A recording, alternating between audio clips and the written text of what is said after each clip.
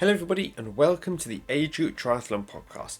My name is Simon Olney, I'm a professional triathlon coach, and in this week's episode I'm going to be taking a look at a subject which is quite contentious, which is fat loss for triathletes. Now this is a replay of an episode that I released last year, which has been by and far the most popular episode that I've recorded and released. So I thought, you know what?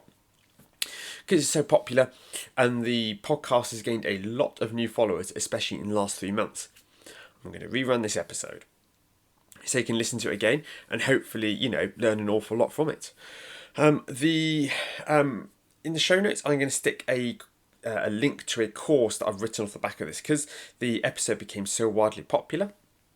I created a video course which goes into all the subjects in a lot more depth that can be a bit of a follow-up. So if you listen to this, you get to the end, you think that's fantastic. But, really, I want to learn a bit more about this. I want to know about the implementation. Okay, I spent about a month putting together quite a polished course on this. So it's going to be down in the show notes if you're interested. Other than that, I'm going to leave you in the esteemed company of my previous self. To hopefully you can sort of learn an awful lot from this episode. And I will see you all again on the 1st in just a couple of days' time for a special episode. This week I'm going to be discussing a topic which is very relevant for this time of year. I'm going to be talking about fat loss and triathlon.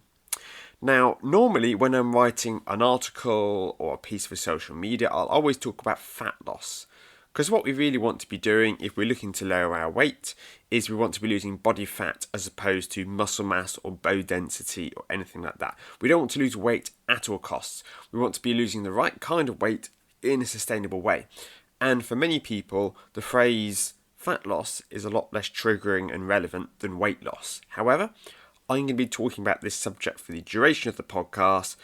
So chances are I probably will refer to weight loss and weight a good few times. If you are recovering or suffering from an eating disorder, I would maybe find another podcast to listen to. Honestly, this isn't really designed for you. The reason I'm recording this podcast is for those triathletes who have got into the sport and they want to lose weight as part of the journey, and that is a totally reasonable thing to do. I tend to do quite a bit of writing, helping people understand that weight isn't the be-all and end-all of triathlon performance. However, if you have a high percentage of body fat for your age and gender, and you would like to lose some weight and use triathlon as a vehicle for that, having someone like me tell you don't need to worry about losing weight isn't really helpful. That message really is directed at those who are already performing at a relatively decent level and I want to help them understand that weight isn't the be-all and end-all of triathlon performance. So, I have created this podcast, I'm creating this podcast, to help talk you through the principles of fat loss. Now, the reason that I am releasing this podcast now is because it's a time of year that a number of people will want to sort of trim back maybe some of the excesses from Christmas. However, it's also the ideal time for existing triathletes who maybe are already performing at a pretty decent level, but you know that maybe you're carrying sort of 5 kilos more than you'd like to. This is the time of year where you want to focus on losing some excess body fat. And the reason for that is that if we want to lose weight, we need to be in a calorific deficit, and that is something that is very difficult to do if you're approaching your race. Some people will get into the last sort of 8 weeks of their training and go, right, this is time for me to hit my race weight. And this race weight really isn't a figure that's backed up by science. Normally it's a number they've plucked out of the air. And they don't eat much in that time to help them get down to what they see to be a competitive weight. That has a really negative impact on your training. Those last 8 weeks are crucial for your performance at your big race. And if you're under-fueling your sessions, you're not going to perform in that vital bit of training, and you will be losing 2 or 3 kilos at the expense of fantastic training sessions, which would make you much faster than losing a bit of weight would. So, the best time to look to aim to be in a calorific deficit is this time of year when the training load is low. The intensity should be low. For the most part, at least we still need some intensity. But this is the time where we can afford to be in a bit of a calorific deficit without it having such a negative impact on our training and our performance. Now, this is a subject which not an awful lot of coaches really want to touch on, and with relatively good reason. It is the kind of subject that if you get it wrong, it can come across incredibly badly. However, I've received, without wanting to sound, too full of myself, I've received some very good feedback from people on the writing that I've done surrounding the subject. And unlike a number of other coaches and podcasters out there, I don't have sponsors to upset. I don't have an employer who could discipline me if there is a little bit of backlash to this. I'm also recording this that just because a lot of triathlon coaches will steer clear of this subject doesn't mean that newly qualified 18-year-old personal trainers on TikTok and Instagram with hundreds of thousands of followers won't give this subject the same level of respect. So I'd rather, as an individual who is a certified nutrition coach with the National Association of Sports Medicine, I'd rather have a candid, carefully worded and constructed discussion with you about this than you get your information from someone who is coming at it from probably a very different angle to you. So let's start by, if we're talking about fat loss or weight management, what is the first thing that comes to our mind? Well, for a lot of people, it could be a stock photo of a beautifully lit woman in her 30s holding a smoothie or a salad, smiling while she eats it. And people will see that and they go, oh, that is health, that is good nutrition. That is how you look like she does. And but this is a very simplistic way to look at things. Look, if you enjoy smoothies, if you enjoy salads, I'm not going to stop you from enjoying them. They're healthy. They are dense in vitamins and minerals. It's never something I discourage someone from eating. But we have to look at it from a much broader perspective. Especially as athletes, we're not there simply looking to eat as little as we can to lose as much weight as we can. We're trying to balance fueling our training sessions with being in a calorific deficit.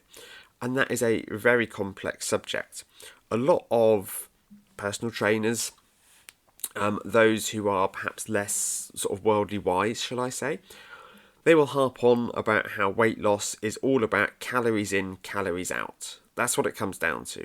If you are burning more calories than you're eating, you will lose weight. And there is definitely some truth to that. However, what they miss is a huge amount of nuance. They miss the whole psychological side of weight loss. They miss the social side of eating with people, friends and family events. There is a whole myriad of factors that they don't consider. So I'm going to take a little bit of a deep dive into, not just the physiological side of things, but also how you can manage your diet whilst in situations that it can be challenging to achieve this. I'm also going to be talking about why it is much more difficult for people who are already very overweight, maybe even clinically obese, how it's very hard for them to get started on this journey, and ways for you to help get around that and break through what may feel like a glass ceiling that you've tried time and time again to break through. Before we get started into the meat and potatoes at least, I want to talk about a client of mine. So a chap called Neil got in touch with me last January, and he was sort of struggling to understand why he was struggling to lose body fat. He had quite a high body fat percentage for a triathlete doing the volume of training that he was. And despite the fact that he understood the principles that I'm going to share with you today, he just couldn't quite get his head around it. He couldn't understand why it was that his weight was stuck where it was. So we had a nutrition consultation, and off the back of that, he decided to come onto my coaching program. So I refunded him the consultation, and we started working together. And within the first 6 weeks, we lost 5 kilograms. We saw a 4.1% drop in body fat and only lost 100 grams of muscle mass in the process. So I think we can all agree that's a pretty good success story. And I'm going to be talking you through a lot of the strategies that we used. Now, some of you may be wondering, hang on a minute, if you're charging in for a consultation and coaching, why are you giving this information away for free? And the reason for that is that the information isn't the important part of coaching. The information is readily available. You can go on the internet and you can find all the things that I'm going to discuss today completely free. I'm condensing them and putting them into a podcast in the hope that at least one of you will drop me an email and say, hey Simon, I would actually like a coaching session to help me understand where it is that I'm going wrong. Because the value in the coaching isn't simply information, it's about understanding somebody's lifestyle, understanding somebody's diet, their working patterns, their vices, their habits, really starting to get down into the nitty-gritty of it all and really understand the person rather than just going through these very basic scientific principles that I'm going to go through. One last big disclaimer is that the contents of this podcast are aimed for those who aren't suffering with any medical conditions that will affect the body's willingness to retain body fat. We're talking about conditions such as polycystic ovary syndrome, having thyroid issues, or just sort of general imbalances with hormones which can affect this. However, if you feel that you are genuinely suffering with a condition that will affect your ability to lose weight, is to get a medical diagnosis. Don't self-diagnose yourself with one of these just because you're struggling to lose weight. It is difficult, in some cases very difficult. I believe these can vary in severity. It can be very difficult to manage your weight, but it can be done, for most people at least, with the right approach if you're working with a suitably qualified medical professional who can help you. I'm not that professional, so if you do have one of these conditions, if you do get a diagnosis, then you need to listen to somebody who knows what they're talking about on the issue. Now, let's get stuck in by talking about the laws of thermodynamics. Now, the laws of thermodynamics are pretty basic principles within the world of physics, and they teach us that if energy expenditure is greater than energy consumed, that our body will start tapping into its fat reserves to keep itself alive. This is a pretty basic principle that for the vast majority of people is going to hold true. The body wants to retain body fat for prolonged periods in case of famine. It thinks with the ability that we have to just go down to the supermarket and eat whatever we want, whenever we want, or get a pizza delivered. Our body thinks it's living in boom times, and it's simply building up body fat reserves so that if we encounter a famine, then we're going to be able to live for longer than those who don't have those reserves. However, a big misconception that people have regarding diet and weight loss is the impact that exercise has. Weight loss is about 80% diet, maybe even higher in some cases. If I were to go out for a run for about an hour at a relatively easy pace, then I'd be burning maybe sort of 250 calories for that hour. Some people may come away from that and go, oh, well, I can eat whatever I want coming off of the back of that. It's not really the case, though. Now, this may seem a little mean, and I apologise, I'm just using it as an anonymous example. I was in the gym about 12, 13 years ago, and I saw someone who was sat on an exercise bike, cycling at a very slow pace while eating a Mars bar. And they obviously had it in their head that the exercise that they were doing was going to burn off that Mars bar as they were eating it. And unfortunately, that's just not really the case. So for us to understand how much this kind of 200, 250 calories an hour sort of plays out into our day, we need to look at a few things. So the first thing we need to look at is base metabolic rate, also known as BMR.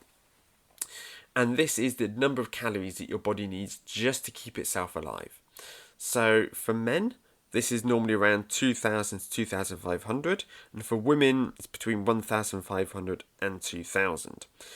Now, this is if I were to wake up one day and I were to go, oh, I'm just going to lie here in bed and I'm going to binge watch television without eating anything, without getting up, without doing anything of note. That is the number of calories that my body would need to maintain its level of body fat and general processes. So we're talking about energy that was required to keep my heart beating, to keep myself breathing, keep my urine sterile, to maintain my body temperature.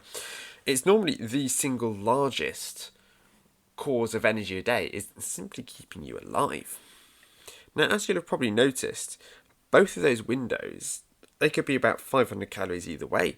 And I'm actually an outlier. For me, my BMR is closer to 1,850 calories a day. So this is really important for you to know and to understand this if you want to sort of reverse engineer and understand just how much of a difference 200 calories is going to make to your day. So ways that you can measure your BMR, the cheapest, easiest way to do it is that most gyms do tend to come with a machine now, which will track a lot of your body composition. It will give you an estimation of BMR, but muscle mass, bone density, water levels, all of that. These aren't super accurate, but they are better than not knowing anything at all. You can pay to go to a clinic to get it all analysed professionally, but honestly, as your BMR is going to change, as you gain muscle mass, as you do more exercise, as you become more active, I'm not sure this is necessarily the best use of time or money. So if we have an idea of our base metabolic rate, the next thing we might want to think about is what's known as NEAT, and that is non-exercise activity thermogenesis. And essentially, this is any activity which isn't structured exercise. So it could be walking the dog, going up and down the stairs, if you work in a manual job, anything required there. This is not nearly as significant as the base metabolic rate when it comes to burning calories. However, it is the reason that people say, oh, try taking the stairs instead of the elevator, and get off of the bus or stop early and walk, because this really adds up over the day. You can burn a surprising amount of calories outside of structured exercise. In fact, in many cases, it can end up being more calories burned through the day via these activities than an exercise class itself. We then have the thermic effect of food, or TEF. And this looks at the amount of energy that your body needs to digest the food that you give it. Now, obviously, the more food that you eat, the more energy will need to be spent on this. And also, the harder it is to break down the food that you give your body, the more calories will be spent on digesting it. This generally accounts for around about 10% of calories per day, and it's relatively fixed. There's not an enormous amount that we can do to impact this meaningfully, but it's another part of the picture. So then we come around to the calories that are burned during structured exercise. So any time that you put on your sports kit and head out the door. So as stated previously, it may not be an enormous amount. If we are saying we have a base metabolic rate of 2,000 calories for the sake of simplicity, and say another 500 calories that we burn, plus another 10% that we add on for digestion, we might be looking at about 2,750 calories a day for the sake of argument. I could have got my maths wrong. Apologise if you're better at mental arithmetic than I am. And then that sort of 250 calories that we burn through exercise, it's not even 10% of the calories that we burn through the day. Which I think is why a number of people get frustrated with weight loss, because if they go and they do a session at the gym and they spend a lot of time between sets and they're only actually using the weight machines or whatever exercise it is that they're doing for about sort of 20 minutes, they can then go away and get themselves a box of donuts on the way home as a treat. And it just, unfortunately, it doesn't work like that. It's not quite that easy. However, what does become more impactful is if you are either doing a very intense workout or you're doing a very long workout. So if I head out for 6 hours instead of heading out for 2 hours, I'm going to be burning a lot more calories than if I am just working out for an hour. Of course, if you are training for 6 hours, you're going to be needing to take on some food whilst you're doing that training, because you need to be able to maintain the carbohydrate levels for your body to keep moving itself.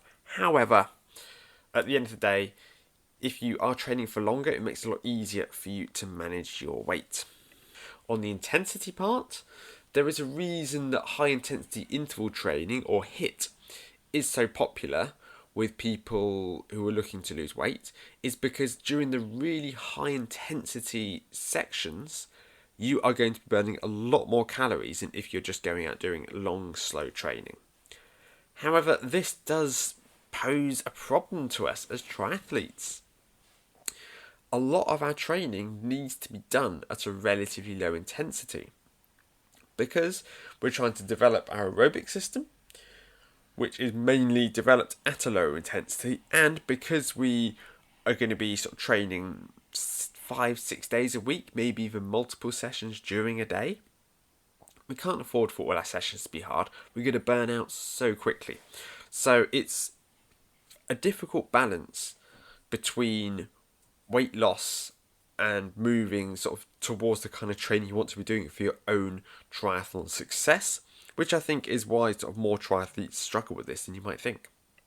Now, let's look at an extreme example. Let's look at professional cyclists riding the Tour de France.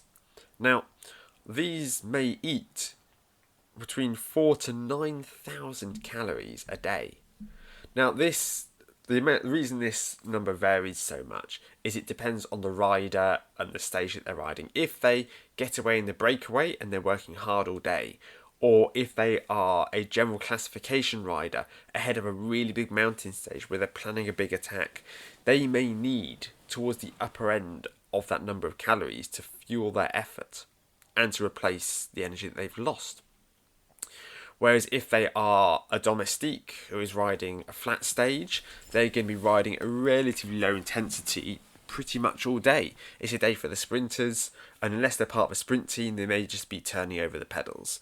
And yeah, they're still out on the bike for several hours, but they don't need quite as many calories as those who are having an enormous day out on the bike. But even though they are taking on all of these calories, they normally find themselves sort of losing weight and fitness and sort of wasting away a little bit throughout the Tour de France. Because it's just impossible for the body to replace all of the nutrients that it's burning just simply through food. It's an unsustainable level of physical exertion. And this is why it is so much easier for people who are already a healthy weight and who are physically fit to manage their weight than someone who might just be starting out on a weight loss journey.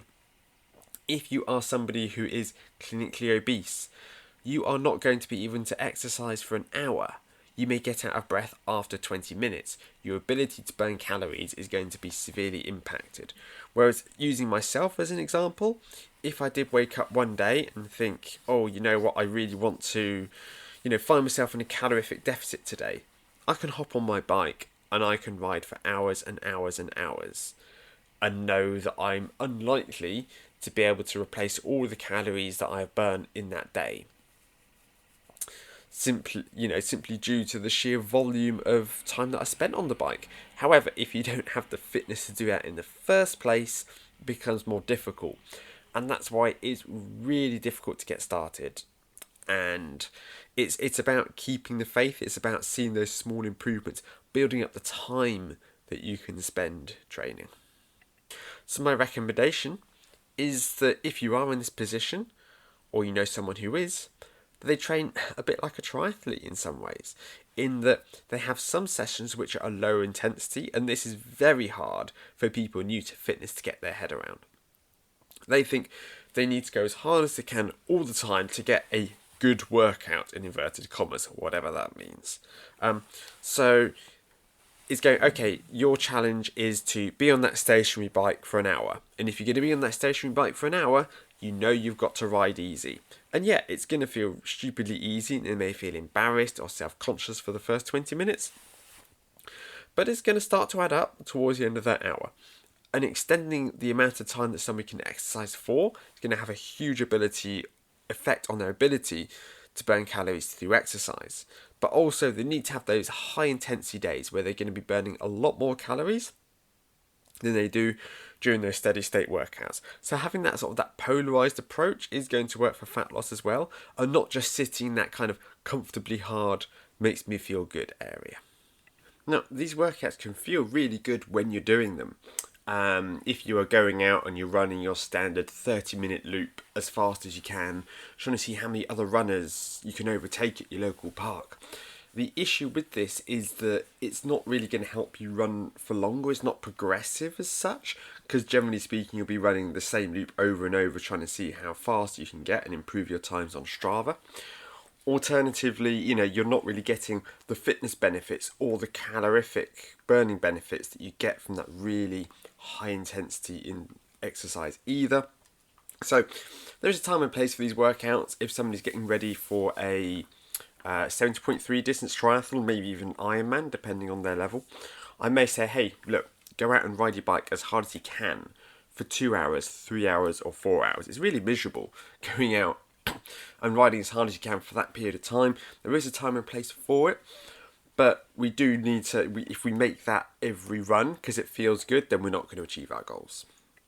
Next up, we're going to have a look at sort of how much weight will improve performance. And now I've talked about this quite a lot in other podcasts. If you go have a look back, I think it's episode 5, the triathlon myth busting one that I did. I talk about how it's really not the be all and end all, the weight that you are. Yes, it will help with the run, but it can also place you at a disadvantage on the bike because you just won't be able to put out the same level of raw power that athletes who are bigger, stronger than you can.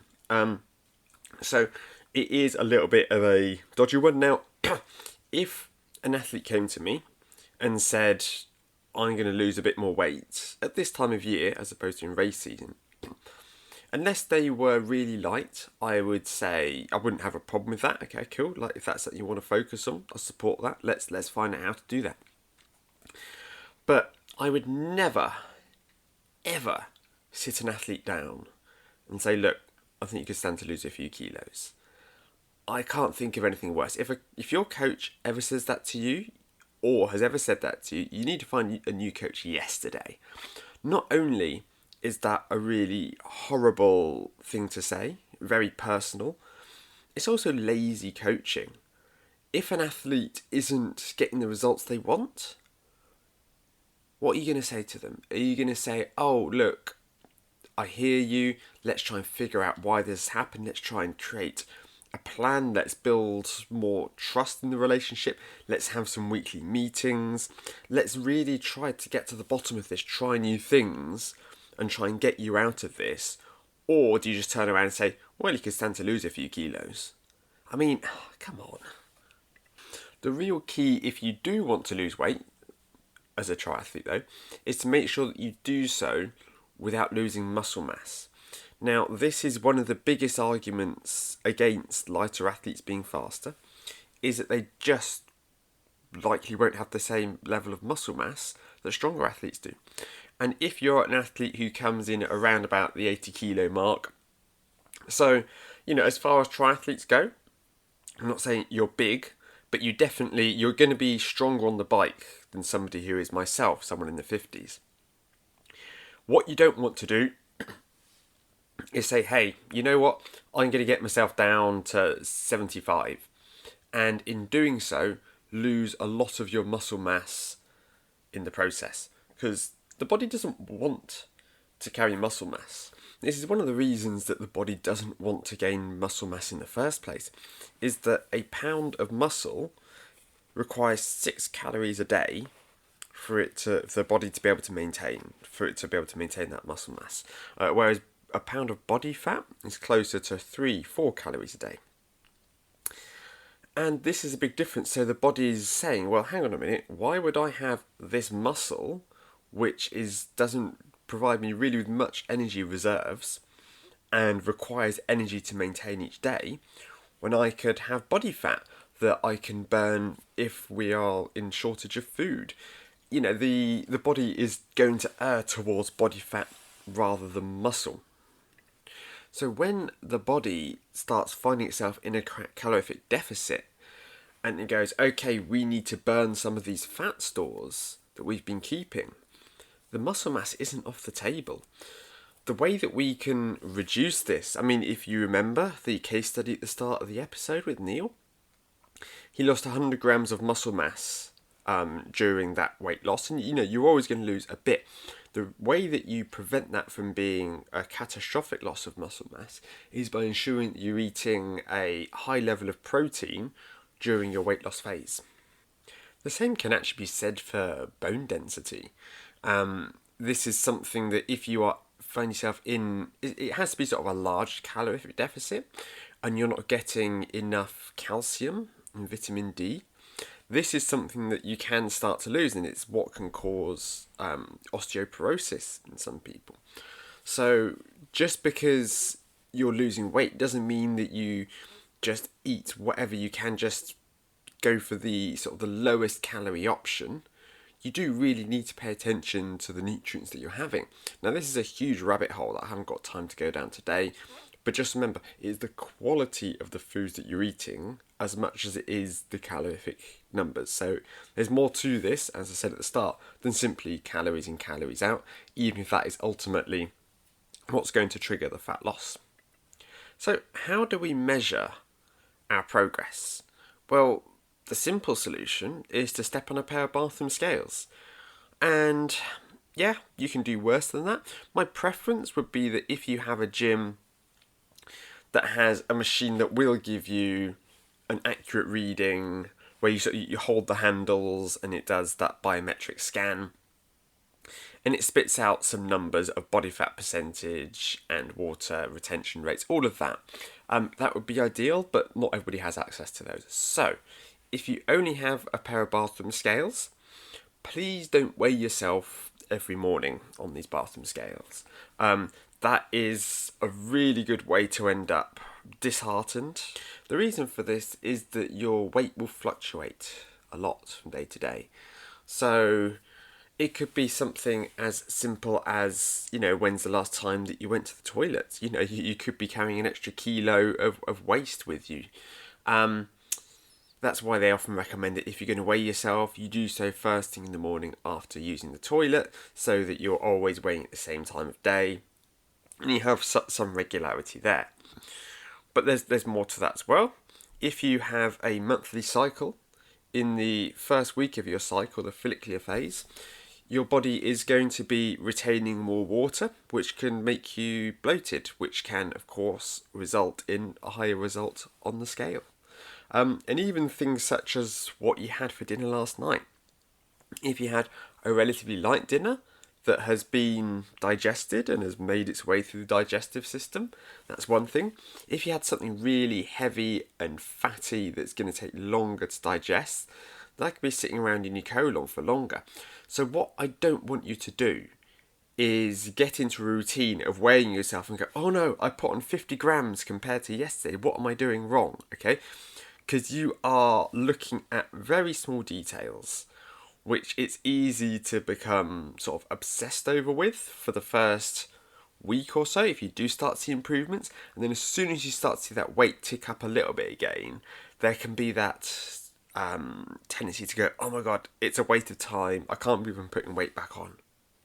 Because something that you need to understand when it comes to weight loss is that there's no such thing as getting back in shape. Some people seem to think this time of year that if they blitz January, work out really hard, then they can drop a dress size, a few kilos, whatever their goal is, and then they can go back to normal and they'll have that new figure of theirs. Well, that really isn't the case at all. I mean, if somebody ran marathons, and they were very good at running marathons around the 3-4 hour mark, if they took a year away from training, they're going to lose fitness.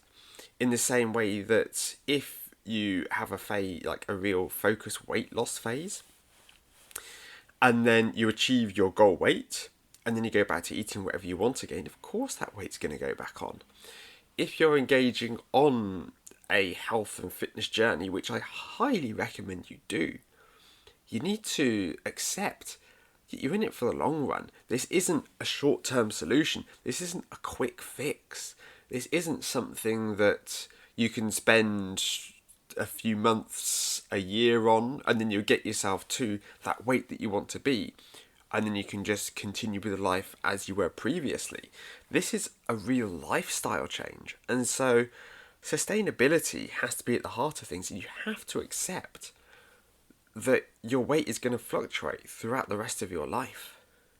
So how do we track our progress then if we are going to, because if we weigh ourselves every day, if we're going to obsess over a few grams here, a few grams there, how is it that we can track our weight? Well, what I recommend is if you weigh yourself once, twice, maximum 3 times a week, and you can then track that, and you can see over time the patterns.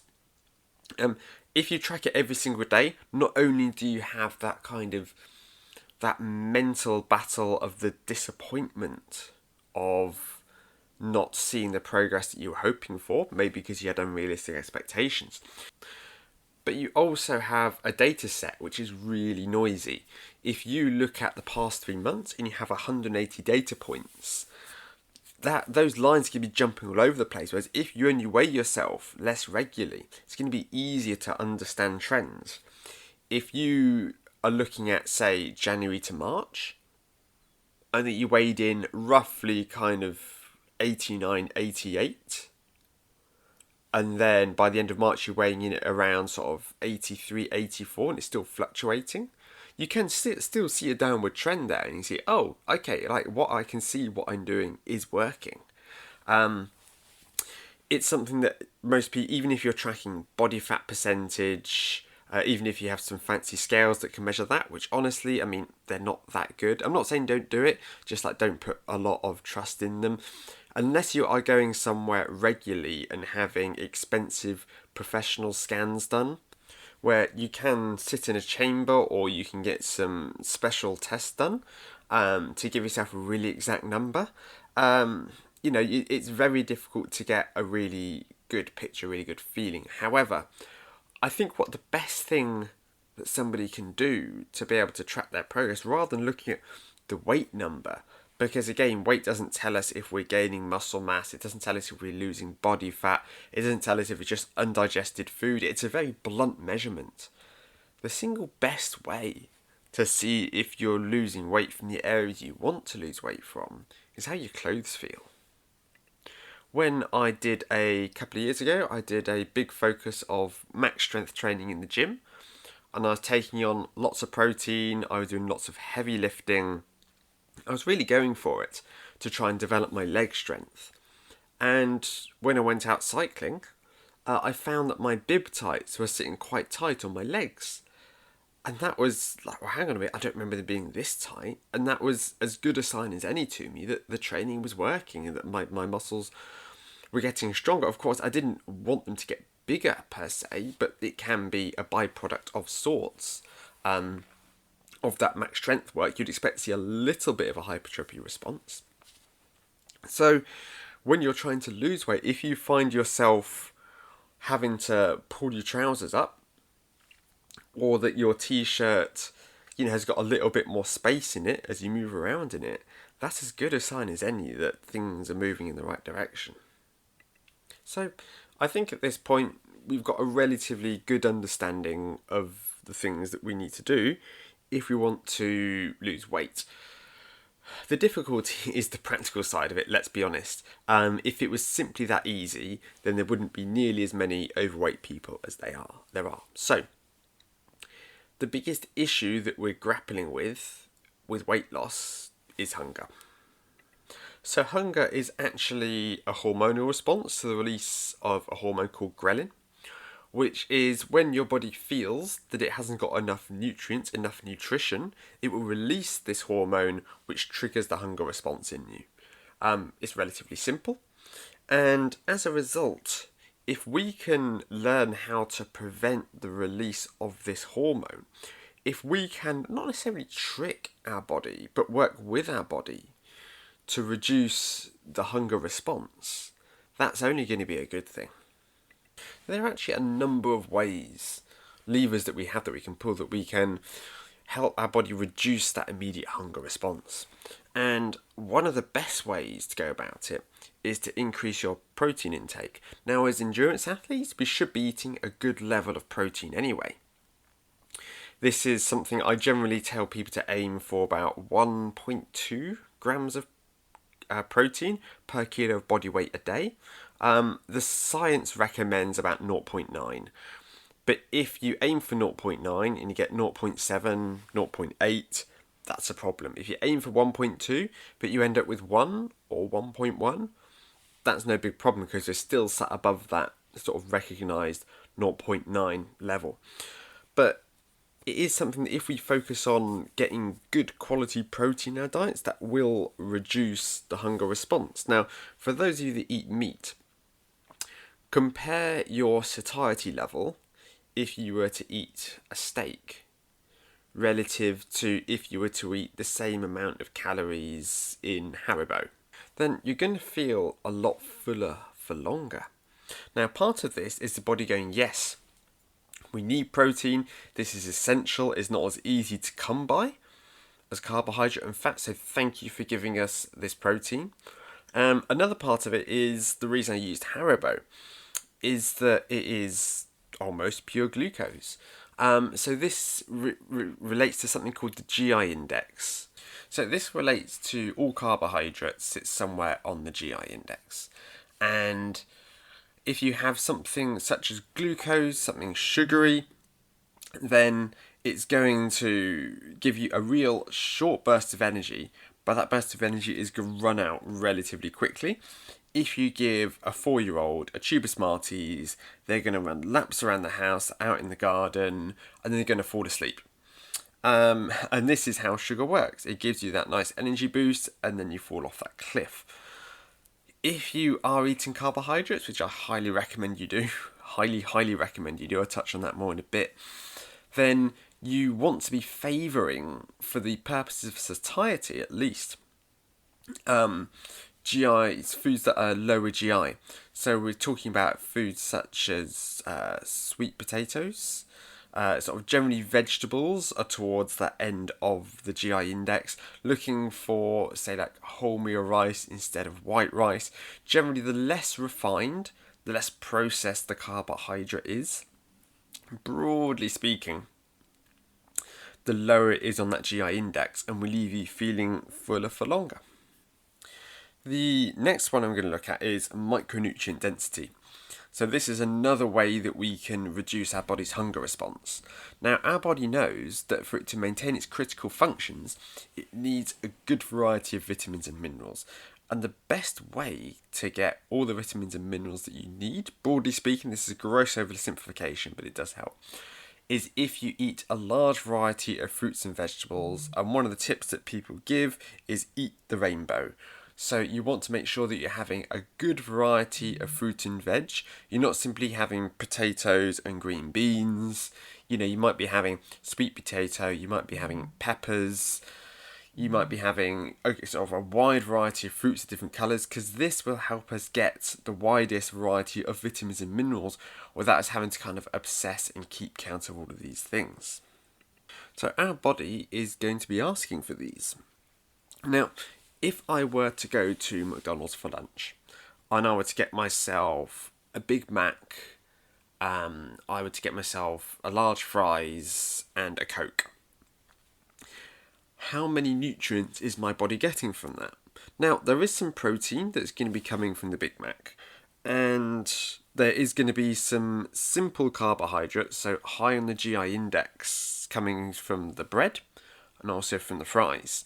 So, I'm not saying that it doesn't have any nutrients in it whatsoever, but the micronutrient density in there is really quite low. I'm afraid that the sad little piece of lettuce that they stick in the Big Mac doesn't really count towards much in the way of vitamins and minerals. So, if we have this meal and we feel sort of satiated, the body goes, thank you for the food, thank you for the protein, thank you for the carbohydrates, and I get on with my day. Within sort of 90 minutes to a couple of hours, I don't know about you, I haven't had McDonald's for several years myself now, but when I did eat it, and sort of fast food generally, I'd often find myself feeling hungry again within a couple of hours.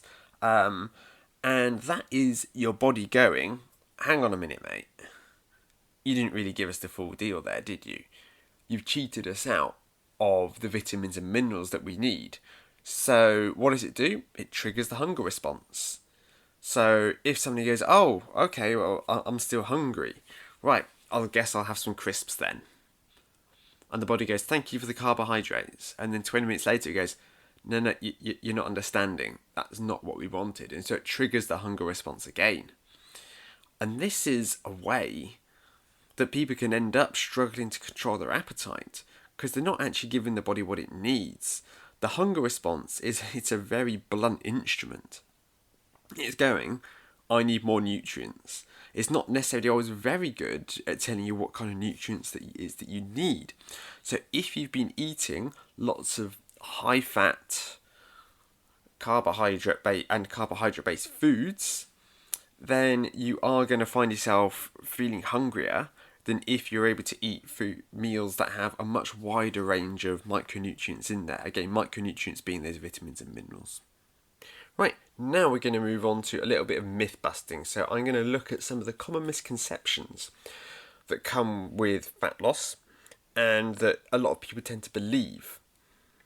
The first one is regarding fad diets. So I refer to a fad diet as being anything that looks beyond, sort of a simple calorific deficit. So we're looking at the keto diet, South Beach diet, paleo diet, Atkins diet, anything like that, which is, the idea is that if you follow these simple steps, you'll lose weight, often through claiming some sort of slightly dubious claim about why it's more effective than traditional methods. Now, to make it abundantly clear, I'm not saying that these diets don't work, because they do.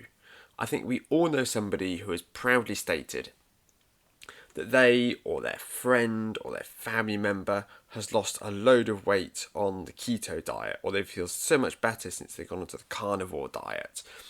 Anything like that, these kind of restrictive diets. So why is it that I'm saying that, that they don't work? Well, they do, but the reason they work is they create a calorific deficit. And the way that they do that, it depends from the diet to diet. But often, the sole reason for this is that for one of the first times in their life, they're actually thinking about what's on their plate, rather than just having what they feel like. Rather than helping themselves to that third slice of Domino's pizza. They're stepping back and they're thinking about, I need to cut down on that, or I need to have none of that, or less of that. And we simply lose weight through that.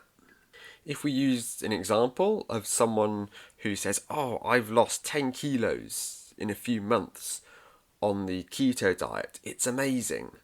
Okay, that's great.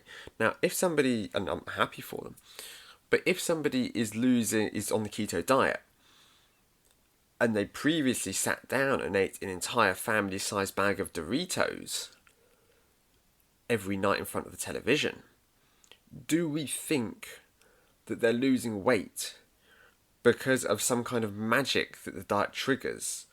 Or do you think that they're losing that weight because they've simply reduced carbohydrate and thus that kind of excessive consumption in the evenings, and they're paying a lot more attention to what is it they're eating, and because they're eating less in the way of high GI foods, they're also feeling more satiated.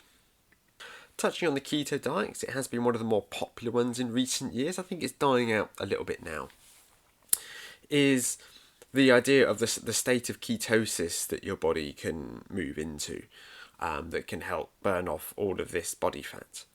And yes, that is a thing. It is definitely a diet that has been recommended to people with certain health conditions. But a lot of these diets, they tend to describe themselves as being scientifically proven. And the problem with that is the way that science works.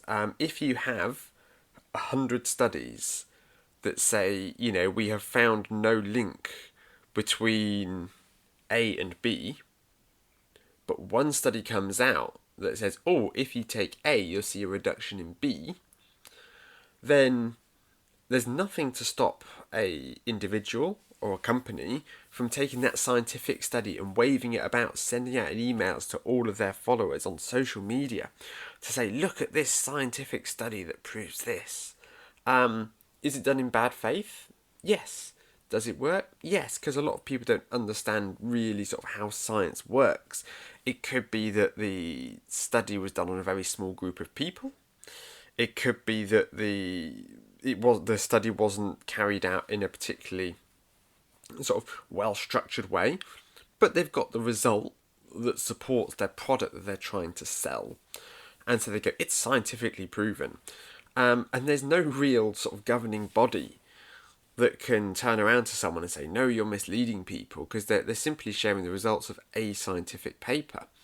But yet anything that claims to work in a specifically tricky scientific way, the real reason that you're losing weight on these diets is, again, through a calorific deficit. The other reason that you should avoid these sort of fad diets, in my opinion, is that none of them are really long-term sustainable.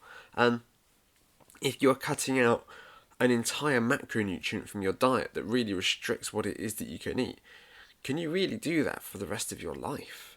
You may feel that you can in the first few weeks when you're seeing those results, but when your weight starts to plateau, of course, we can't all be losing weight indefinitely.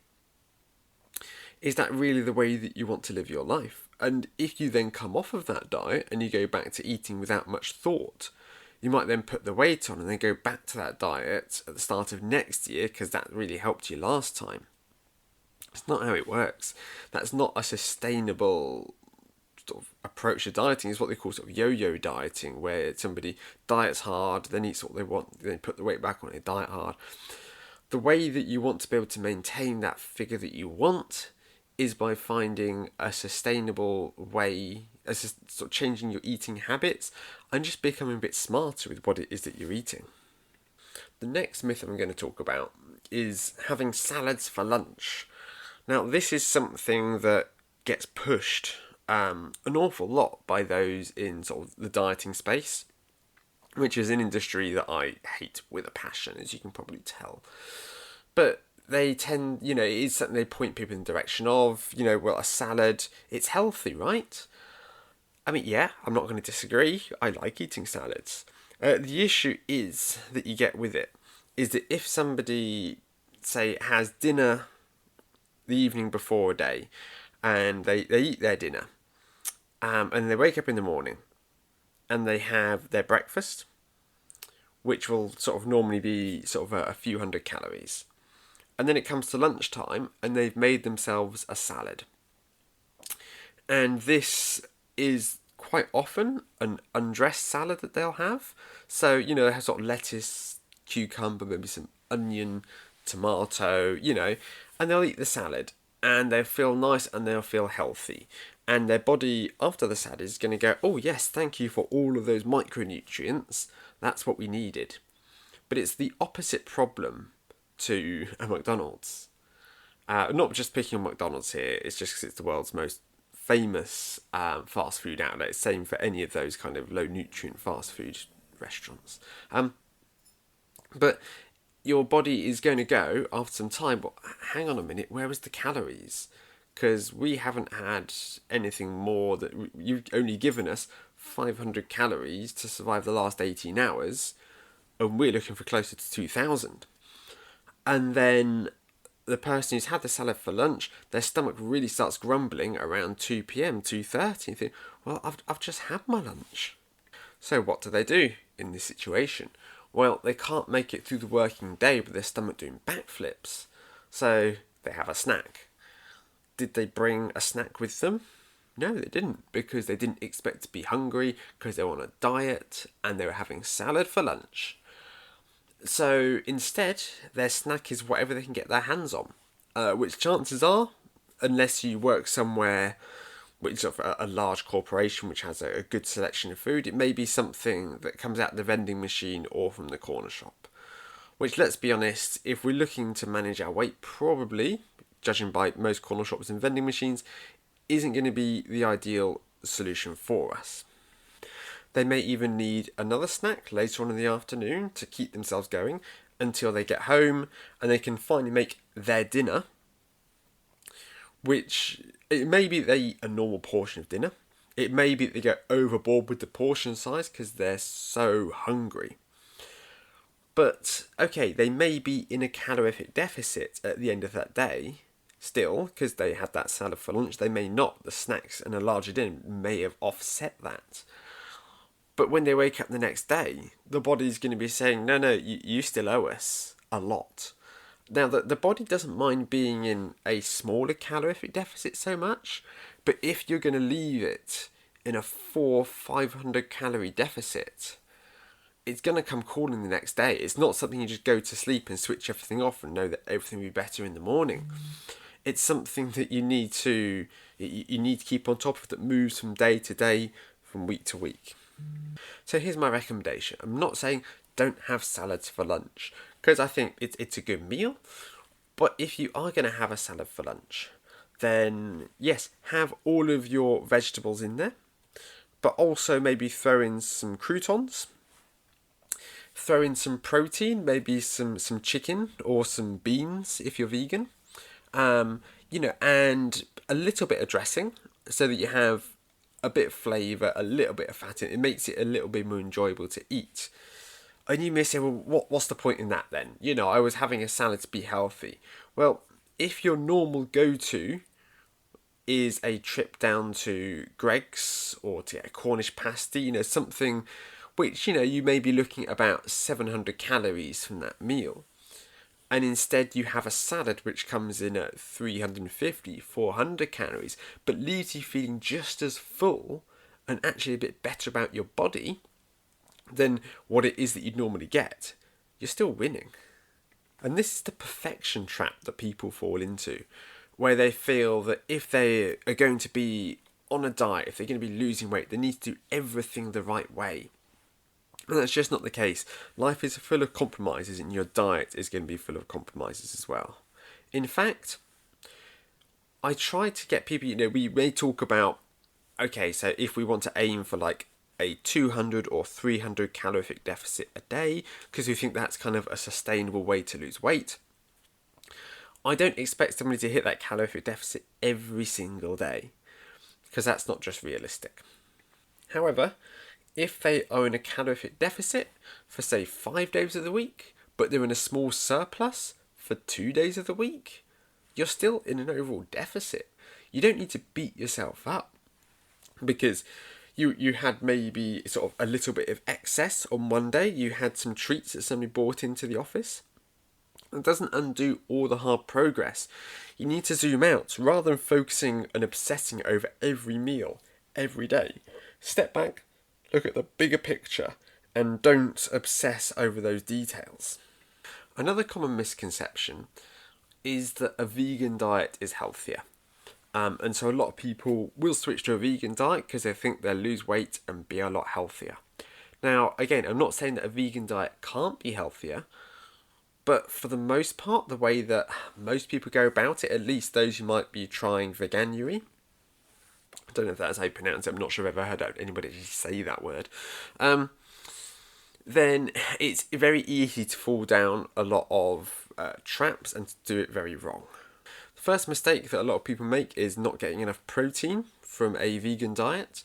And again, this is something that for the first sort of 48 hours or so of the diet, you wouldn't really notice that much, but after some time, your body's going to go, hang on a minute, this is something that we need a bit more of. Generally speaking, vegans tend to get most of their protein through beans and pulses, sometimes tofu. And yeah, that's a perfectly sustainable way to get your protein, but what we call the bioavailability of protein is lower in vegetable sources than it is from animal sources, so you do need to eat more of a volume of that to be able to keep those levels high. And it's also very easy to eat a vegan diet that is high in processed foods. Now, a lot of vegan options, especially for people who don't do an awful lot of cooking from scratch, can actually be really highly processed. And now I'm not jumping on the bandwagon of all processed foods are the work of the devil and everything you cook needs to be from scratch. That's just not realistic, let's be honest. However, if we can reduce the amount of processed foods in our diet, that probably is going to make us feel better. And a lot of vegan options, if I go to the supermarket, there may be a whole section, a whole fridge or freezer of vegan options. Have a look at them and see how many of them are relatively highly processed. And a bigger issue than the lack of protein or sort of the more processed nature of many vegan foods is vitamin B12 deficiency. Now, this is the only vitamin that we can't get from any form of fruit or vegetable. And as a result, you need to take B12 supplements, normally orally as tablets, if you want to maintain good health. If you neglect your B12 intake, I think that a relatively high proportion of the population could use B12 in their diet, even those who are omnivorous or maybe even carnivores. I doubt carnivores, to be honest, but you never know. You do need to make sure that you're getting enough of this. If you neglect this, if you don't supplement B12, it's going to make you feel very unwell.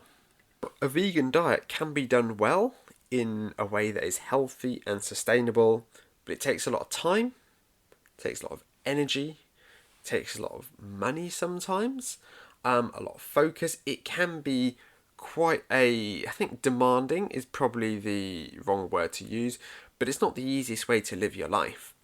So if you are going to try a vegan diet, I'm not saying don't do it, but it does take work to do it properly. So don't assume that by cutting out all animal products in your life that you're immediately going to feel healthier and lose a lot of weight. So another myth that we touched on earlier is the idea of muscle burning through fat, and that if you get stronger, that's really going to increase your base metabolic rate, which is going to burn more calories every day, which means that fat's just going to fall off if you do enough strength work. I'm afraid that the principle is sound. The reality is that it's not going to be that successful. Each kilogram of muscle burns 15 calories a day.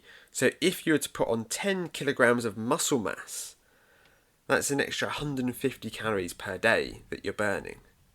Now, this could end up being the difference between you being in a calorific deficit or not. But when you consider the amount of energy that somebody who is working out needs to sort of lifting weights, the amount of nutrition they need each day, that 150 isn't going to be massively significant. So you can't simply build muscle and wait for the weight to fall off. You do need to continue to pay attention to what it is that you're eating, which goes back to my previous point in that, if you start on this journey, you need to make sure that it's something you're in for the long run, and you need to continuously be reviewing what it is that you're eating and make sure that you're still making the right choices. The next myth I'm going to look at is that you need to track your food to lose weight.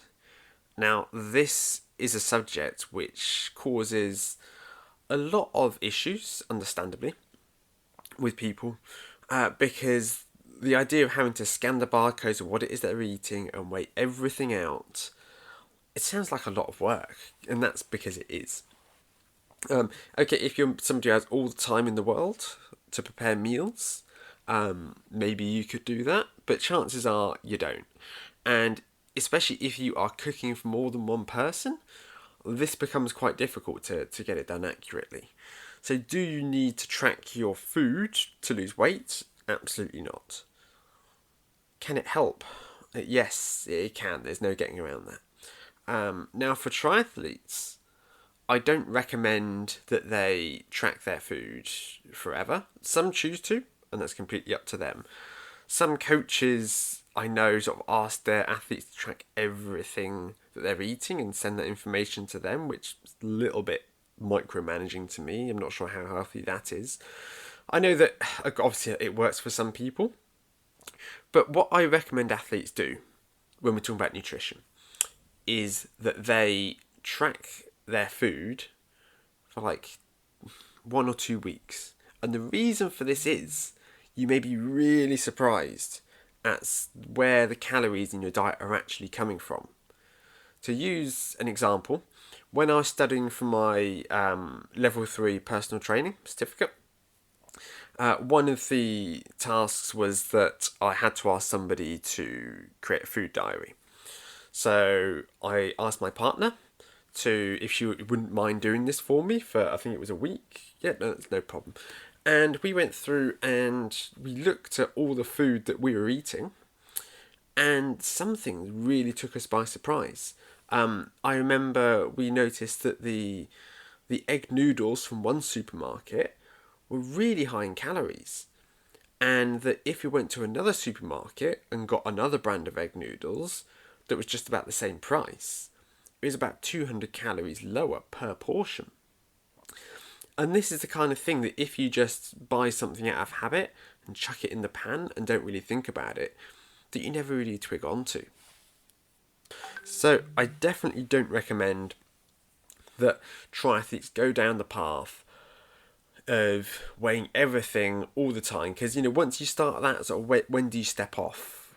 I think that sort of 2 week mark is just enough for you to, over a 2 week period, you're probably going to cook a lot of the meals that you have in heavy rotation during that period, and you can start to understand where you're getting the best bang for your buck.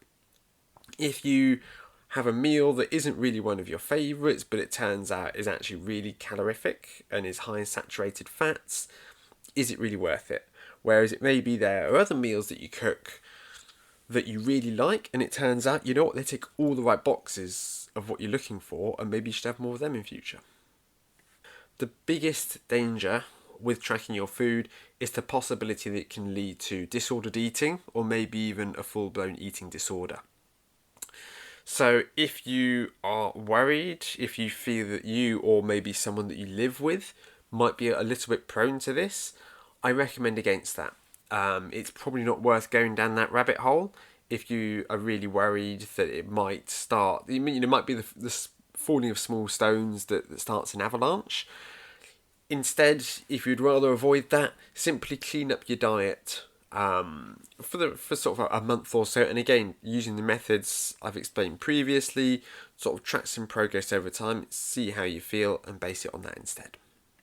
Next up, we're going to talk about snacks, and the idea that snacks are bad, you should never have snacks, which I disagree with quite passionately, to be honest. One, because I like snacks, but also because they are a useful tool. Now, if we look at sort of somebody's day, so if we say they're a triathlete, so let's say they get up at 5:30, they have something before training. Not everybody should necessarily if they find it hard to digest, but either before or after training, they have something to eat. And then turns out it was a relatively big session, or a hard session for them, so they find themselves having their lunch maybe a little earlier than they normally would, assuming they're in a job that allows them to do that. And after they have their lunch, they get to about 2:30, 3, and their stomach starts doing backflips. Now, at this point, if you know you're not going to have your dinner until 6, you can't sit there with your stomach turning itself inside out for the rest of the day. You need to have something to eat. Now, you have two choices here. One, you could accept the fact that you're hungry and that you can't ignore this hunger, and that you need to have a snack, you need to have something to eat, and it needs to be something that is going to get you all the way until 6 o'clock. So that could be a big snack, ideally high in protein, to make us feel fuller for longer. But that, we are looking at sort of 1, maybe 200 calories in this snack. So that's something that's really going to see us through. The alternative is we say, oh, well, yeah, I am getting hungry, so I think I'm going to have a Kit Kat. And then half an hour later, you think, oh, I think I'm going to get some crisps from the vending machine. And then this starts to snowball, and you start grazing on unhealthy foods. I mean, I don't like the term unhealthy foods, realistically, because I think that, just because something has sugar in it doesn't immediately make it unhealthy. We as athletes do need sugars. However, For our day-to-day diet, we don't necessarily want to be getting loads of carbohydrates high on the GI index throughout the day. So yeah, we could either go for these calorific snacks that aren't going to really give us much nutrients, or we can say, you know what, I'm going to have a big snack. And to be able to do that can be quite difficult, because you do need to have these larger snacks on hand in your workplace for you to dip into on days where you feel like that. Now, the flip side to this is if you were working and you got to around about 4:30 and you start to feel hungry and you start looking into your snack drawer. Given the fact that it's 4:30, given the fact that you are on a weight loss journey, could you make it until dinner time? Is this the kind of hunger that you can that you can ignore, that you can work through, or you may be just hungry because you're a little bit bored, you're feeling a little bit restless, and you fancy a little snacky snack? We've all been there. We've all eaten things that we didn't need to, that don't actually bring us a huge amount of joy or fulfillment, but just because they were there. So sometimes if you are feeling snackish, just stop and think, hang on a minute, is this really what I want right now? Is this really what I need? On the subject of hunger, I never want a triathlete to feel absolutely famished, absolutely starving, can't think straight, not being any use to anyone, because they just haven't got enough calories. Okay, that isn't productive, that isn't what we want. What we're looking for instead is we're looking to be able to manage, a low level of hunger at certain times in the day when we know that we're going to be having a meal soon. The only possible exception to this, and it depends on the individual, is if it gets to bedtime and you're thinking to yourself, you know what, I'm feeling pretty hungry, is you might want to try going to sleep and see if you can. If that hunger's keeping you up, get up, go have something to eat. But if you think that you can, if you think you don't necessarily need to have anything and that you can take something on before tomorrow morning's session, assuming you have a session in the morning, that might be a time where you think to yourself, well, if I do want to lose a little bit this around the middle, is this a time for me to, rather than have a snack, just go to bed and see how it goes? If you do that, next morning's training, I recommend you take something with you, some carbohydrate to have on hand, just in case you do crash really hard. Next up, let's look at why people really struggle, even if they're doing everything right, even if they're tracking all of their food. Why it is that everything says they should be in a calorific deficit, they should be losing weight, but they're not. One of these reasons could be due to an undiagnosed health condition, sort of one of the ones that I listed at the start. I know people talk about genetics making it harder to lose weight. It's not something that's ever really been proved. But if you have really been banging your head against a wall, if you can't understand why nothing's happening, again, it might be worth a trip to your GP just to rule that out. If somebody is tracking all of their food, but they're not seeing a change in their weight, despite the fact that that app says that they should, it could be that they are forgetting to track everything they eat.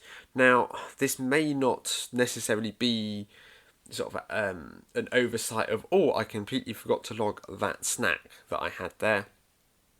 There's a good chance that it's something much simpler. I mean, the most common one is people forgetting to track the fats that they cook food in. So if you're making yourself a stir fry, you might track all of the veg, all of the protein, everything that goes into the stir fry, but forget to add the oil, as an example. Or if you have yourself some potatoes with some fresh veg, you might forget to track the butter that you put over your veg.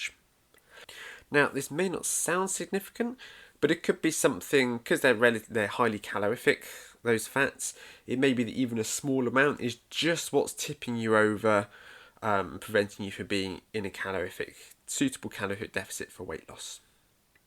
A more likely reason, however, is that somebody's base metabolic rate is inaccurate. Now, it could be that you measured it using something that wasn't really very good, very accurate. It may be that your base metabolic rate has changed since it was last measured. It may be that you've simply estimated it based on something that you read, sort of a chart going, well, use your height and your weight to estimate your BMR. And your BMR, it really is the foundation of working out whether you're in a deficit or not, because it can vary wildly between, if you look at sort of someone who's built like me, I'm under 60 kilos, compared to a strong man, those BMRs are going to be wildly different. So if that is wrong, if that is out, that would explain where you wouldn't be seeing any progress. And the final piece here is that people quite simply overestimating the calorific burn from exercise. Now, this is something that is really common. It's something we touched on earlier. People thinking that as long as they do some light exercise, that they've got much, that sort of gives them much greater calorific burn than it actually does. It could be that if somebody is using heart rate to track their workouts, that if they're going out at low intensity, heart rate does tend to over exaggerate calories burned at a low intensity and underestimate the calories burned at a higher intensity. So it's definitely not a perfect metric, and that can result in some changes there. And when we're looking at margins, I mean, generally speaking, for most triathletes for weight loss, if you're aiming for a calorific deficit of 100 calories a day, that's probably too close to the margin of error. You probably want to be looking at closer to 200, maybe 300 calories a day.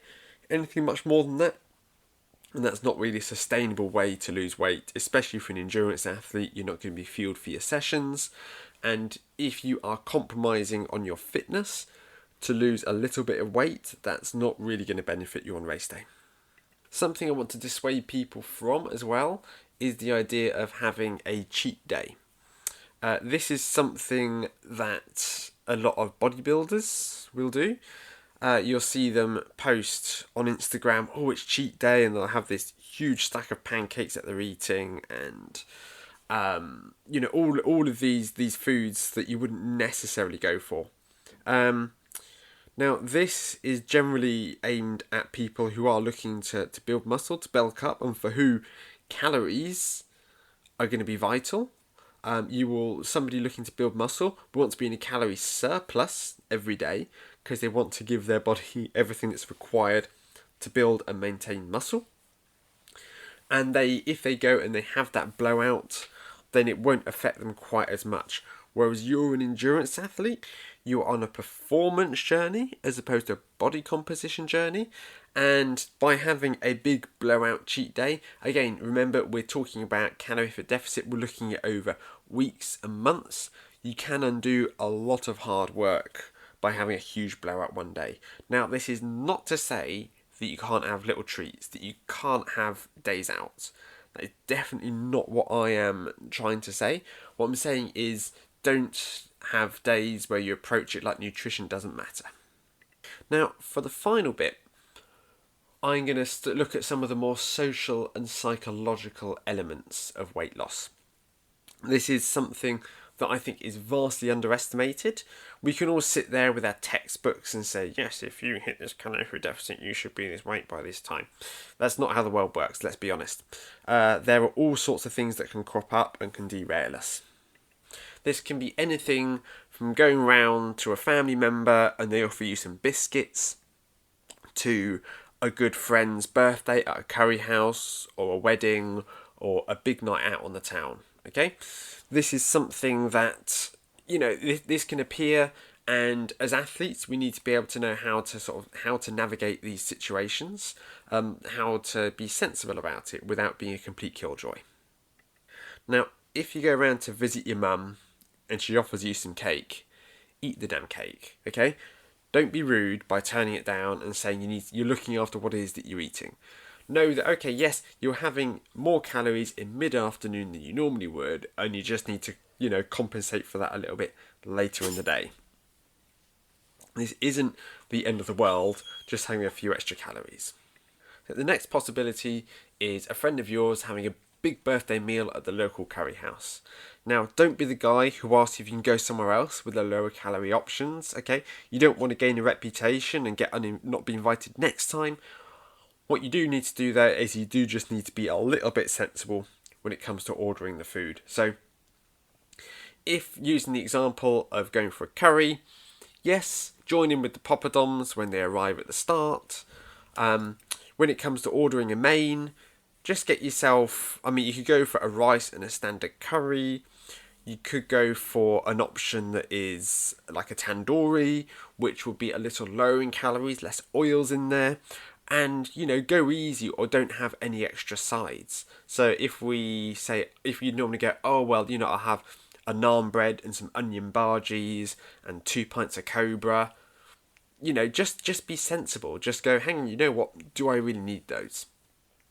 And by making choices like this, you can actually sort of almost halve the calories in a meal by not going for all the little sides and extras. Now, a night out on the town is an interesting one.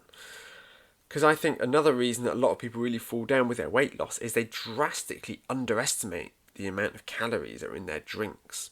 Now, soft drinks are the biggest culprit here.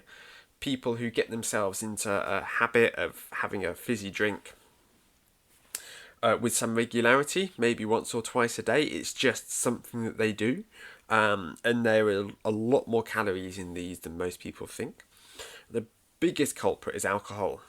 The term beer belly, it does stem from somewhere.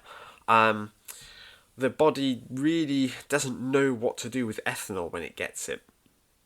So if you consume ethanol, it goes, hang on a minute, this isn't a carbohydrate, a fat, or a protein. What do we do with it? And it sits there in the stomach, and the body goes, oh, actually, you know what? This is really high in energy. As ethanol is, alcohol is, so it goes, we can burn this and use it as energy. Now, as I'm sure a lot of you know, if your body has a choice between burning carbohydrate or burning fat, it will burn carbohydrate because it's easier to metabolize, and it's trying to look after those fat stores for when they might really need it in a survival situation. It's a similar thing with ethanol and carbohydrate. If your body has a choice between burning carbohydrate or burning ethanol, it's going to burn the ethanol. It wants to get it out of the body, really. It doesn't know what to do with it. So when you're consuming alcohol, not only are you getting all of these calories, but also your body is no longer burning carbohydrate because it's burning ethanol instead. This can often end up being a bit of a double whammy for us. Now, do I drink alcohol? Yes, I do, but very rarely these days. It is something that I'm not suggesting that you're a complete killjoy. If you go to somebody's wedding, don't refuse to join in with the toast if you do drink, just because you're concerned about the calorific content of the sparkling wine. But do be sensible. Don't think, oh, I've earned this, I'm going to go out and I'm going to get absolutely smashed. Not only is that going to have an impact on your ability to train, but also you're going to take on a lot more calories than you realise. And again, if weight loss is your MO at the moment, then we do just need to be mindful of this and how many calories are in alcohol. And a really big point I want to make right now is not to get too hung up on this. Look, I appreciate that if you're listening to this, chances are you want to lose a kilo or two. And you know what? That's fine. I'm not going to stop you unless you're in danger of becoming underweight. But don't let it define you. Don't let it become greater than the joy that you get from your own training. It should be something that you feel enhances the quality of your life rather than something that dictates your life and your sense of self-worth. You need to look at your body and go, wow, as a triathlete, look at all these amazing things I can do. I can swim in open water. I can cycle for distances longer than people like driving. I can run faster than the vast majority of people on this world. But I've got this little bit round the middle and now I feel really awful. You can't afford to go down that kind of mindset. So yes, make sensible decisions. Try not to fall down these rabbit holes and pitfalls, but don't make your life miserable. It doesn't need to be that hard at all. It's simply a case of reducing the calories in your diet, increasing the amount of protein, increasing the amount of micronutrients that you're eating. You're not a boxer who's trying to make a weigh-in. You're not a bodybuilder trying to do an aggressive cut for a competition. You're not a Tour de France cyclist who's trying to get down to a weight for the racing on the mountains and trying to win one of the biggest races in the world. You are a triathlete who's trying to lose a bit of weight so that you feel better about yourself and so that you might race a bit faster. In the grand scheme of things, we can't afford for the tail to start wagging the dog. We can't afford for this to become the primary sort of motivator and issue in your life. So there we have it. These are the most basic principles of weight loss. I know that I've gone into quite a bit of detail, perhaps more detail than I needed to, but I know how frustrating it can be when somebody says, "Oh, it's simple. You just need to do A, B, and C." But realistically, try not to overcomplicate it too much because it's not going to help you in the long run. And I also want to remind you one of my favourite phrases: if it's stupid and it works, it's not stupid. If you have been using a different method than I've listed here and you've seen results from it, good for you. I'm not going to tell you that it doesn't work because clearly it does. Keep doing that. You may find that your body reacts differently to different things. Again, some people going back to sort of talking about different diets, paleo, intermittent fasting, all of this. Some people will find that they work really well for them, their body responds to that. Some will find that they really don't. It is, I'm not going to tell people to change something that's working for them. I'm just trying to help people sort of understand, take a little bit of sort of the woo-woo and the mystery out of it all. So there we have it. There are the basics of a subject that's relatively simple and complex at the same time.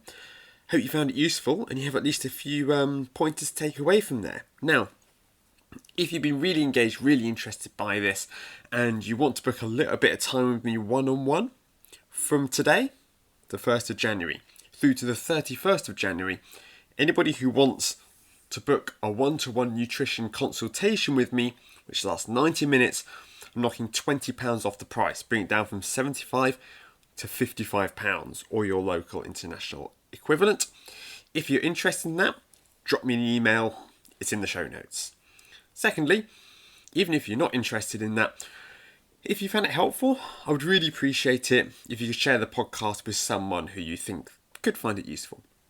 They could be a triathlete, they could not. You might even want to drop it in a Facebook group or some other community. I can't do it myself due to self-promotion rules, but really appreciate that if we can get the message out to more people and we can help sort of reduce the amount of misunderstanding and frustration, just misinformation around the subject.